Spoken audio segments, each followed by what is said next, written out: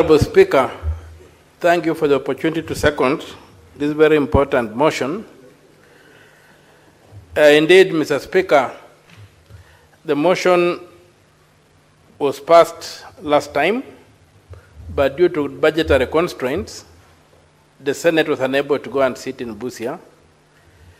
This time, I hope we'll not hit the same boulder or the same iceberg, but as the indomitable bullfighter, the Honorable Senator from Kakamega has said, it will be an important experience for the Senate to go and sit in this town,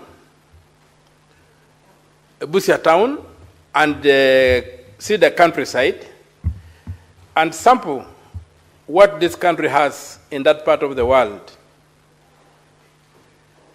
And then you will also understand the impact of the politics of marginalization on communities. Because Busia has got some facilities that are not even available in the entire region. For example, Busia has got cave paintings, prehistoric cave paintings in Kakapel. I hope the Senate will go there and see for itself that we have got prehistoric cave paintings that were done by those prehistoric human beings. But the area is hardly developed, is hardly utilized. If you look at similar sites in Namibia, which I think is the nearest comparison, you will not believe what is happening.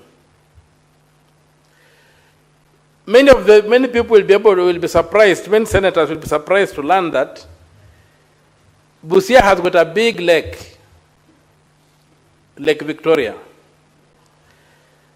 And I would love for people to visit the Samia and Bunyala regions of Busia, and especially look at the road transport, the water transport, and how neglected it is.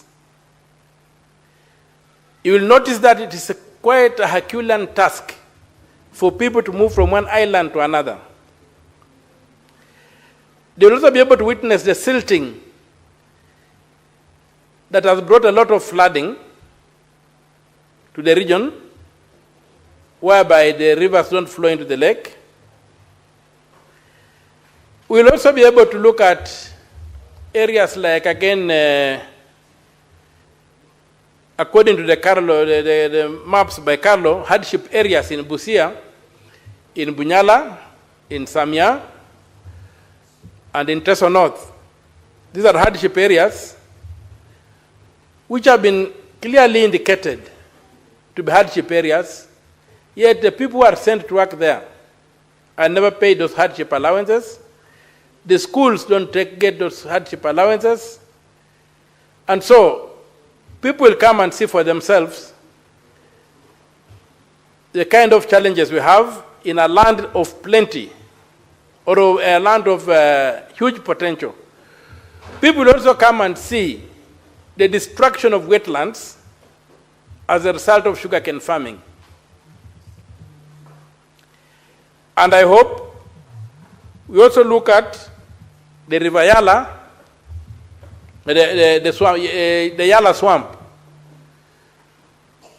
which we are told is about 17,000 hectares, 11,000 of which are in Busia,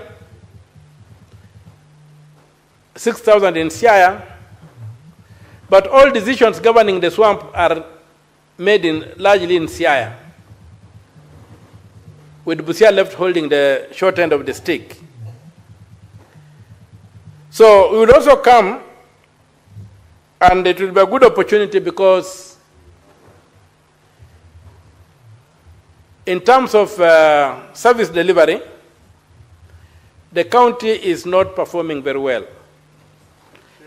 And the Senate sitting in Busia will help us audit and ferret out some of the issues that are leading to underdevelopment. I have finished a forensic audit of the 2022-2023 financial year in Busia. I don't know if there's any other senator in this house who does forensic audits of their counties. I've done that forensic audit. I will be releasing the results tomorrow. But the picture is sad. In terms of public money, Busia is a crime scene. It's a crime scene to the extent that there's a lot of abuse of public funds given to the county government. And I hope that when the Senate comes to Busia, the governor and his team, it will hold their feet to the fire so that we can get some accountability on the ground. You will see for yourselves the level of underdevelopment. Even right down in the city center, when it rains, you need gumboots to move around. You realize that. You will see the airport that Senior has referred to, where the airplane crashed. It was grabbed. I'm right now litigating in court to get it back. And I'm happy to report that my litigation was made a bit easy when Mr. Muturi Justin was the AG. Because before that, the Office of the Attorney General was supporting the grabbers. But when Mr. Muturi came in, he gave the correct record and we are waiting for a verdict in court. In fact, the hearing is on Wednesday over that airstrip. You will see that the airstrip has been grabbed. You will see the congestion of the trucks, the one-stop border point. Yes, it came.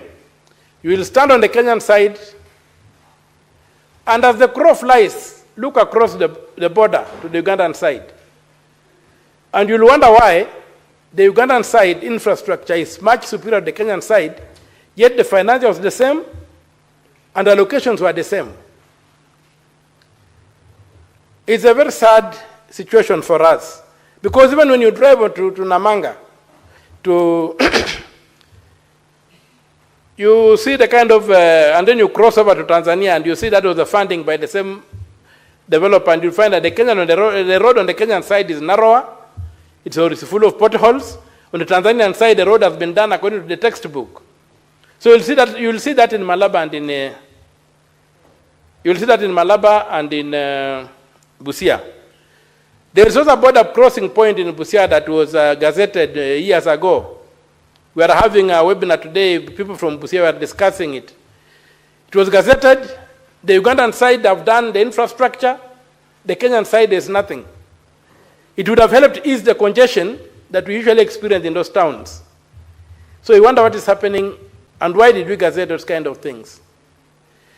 It's also been noted that Busia is the only part of Kenya that had the great apes.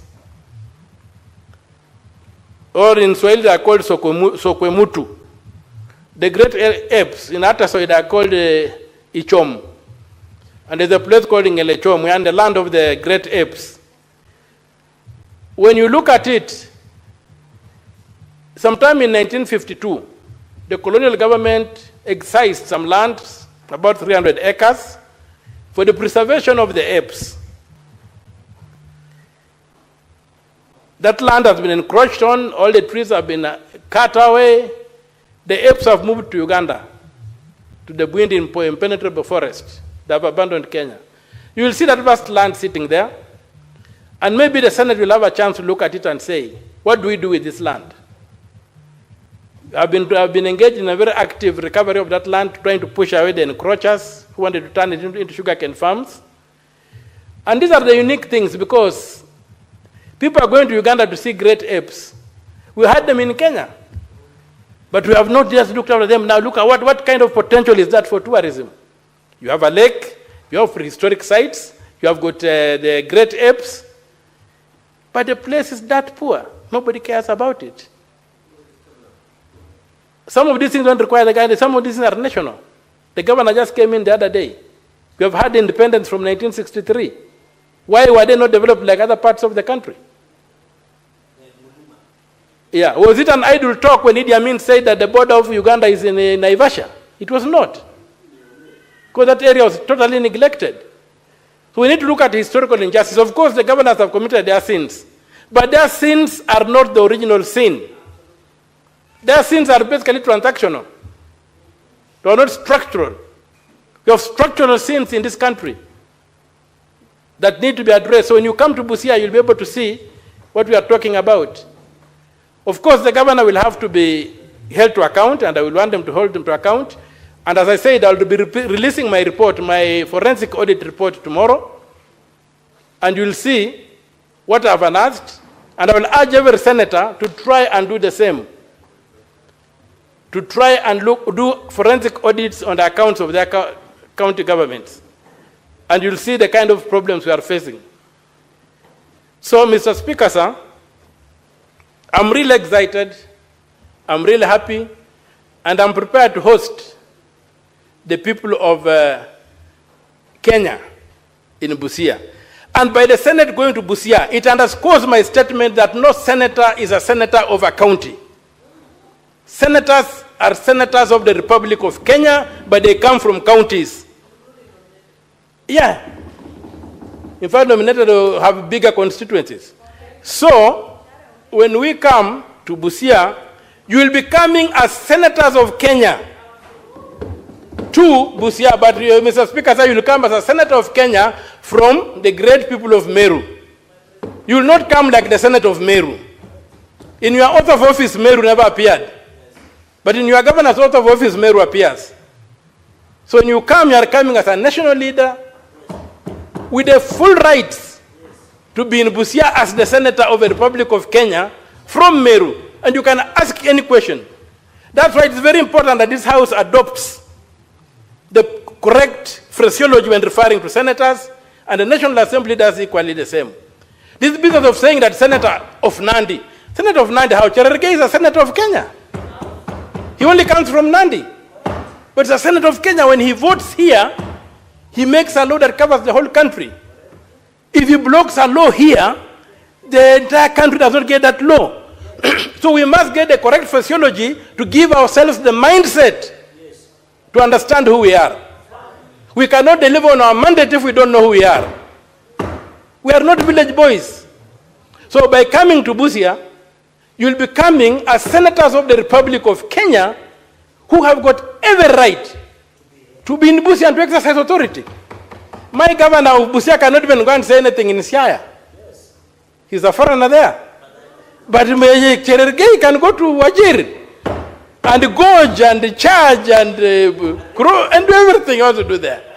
So let us get the correct physiology of who we are. And this is an opportunity to understand that.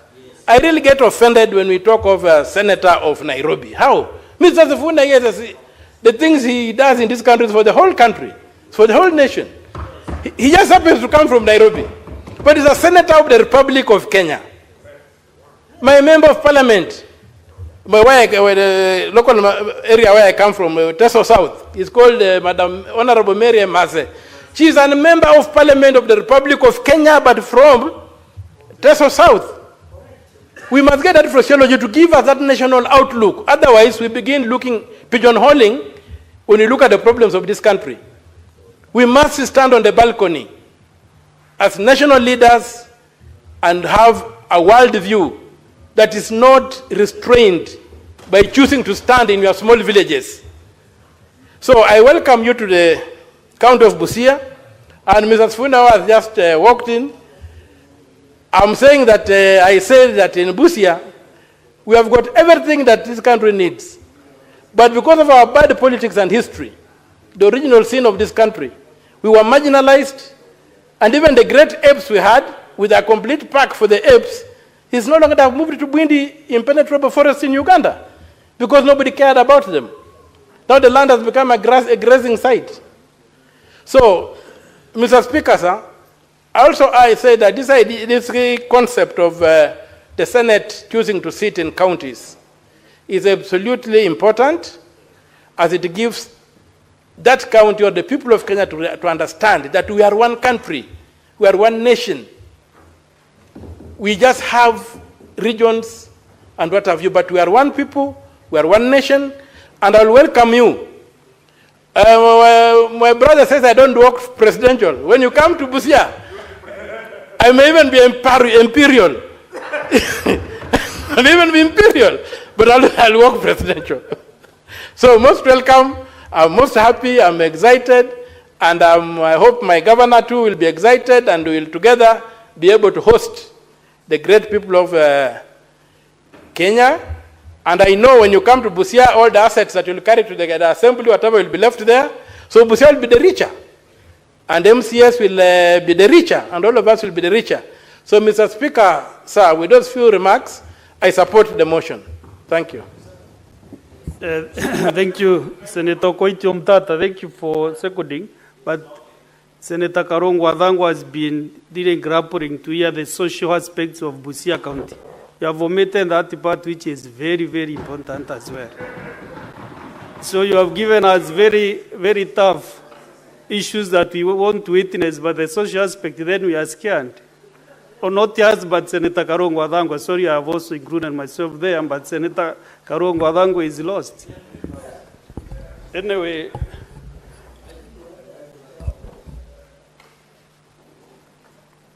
Honorable Senators, I propose the question that aware that the Senate of Kenya is established under Article 93 of the Constitution, and its main role as set out at Article 96 is to represent, serve, and protect the interests of the counties and their governments. Further aware of the critical role that the Senate plays in the interlinkage between national and county levels of government, and the need to enhance the interaction between the Senate and the county governments.